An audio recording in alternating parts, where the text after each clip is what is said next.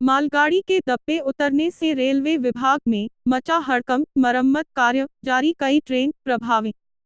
बिजनौर के नगीना में आज देर रात उस वक्त हड़कंप मच गया जब एक मालगाड़ी के 4 डब्बे पटरी से उतर गए। मुरादाबाद से लक्सर की तरफ जाने वाली मालगाड़ी के उतरे डब्बे। रेलवे विभाग में मचा हड़कंप, मरम्मत कार्य जारी, कई ट्रेन प्रभावित। बंगाल से पंजाब को जोड़ता है यह ट्रैक, प्रतिदिन सैकड़ों ट्रेन गुजरती है। इस ट्रैक से दरअसल यह हादसा आज नगीना के मटेरी डबल फाटक के पोल नंबर 473 अप लाइन पर उस वक्त हुआ जब एक मालगाड़ी मुरादाबाद से लक्सर की तरफ जा रही थी। अचानक गाड़ी के 4 डब्बे पटरी से उतर गए। सूचना पर रेलवे विभाग में हड़कंप मच गया। मौके पर आला अधिकारी पहुंचे और ट्रैक पर मरम्मत का काम शुरू कराया।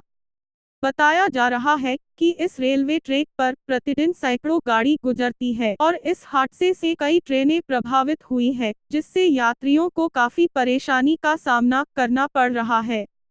डीआरएम तरुण प्रकाश ने बताया।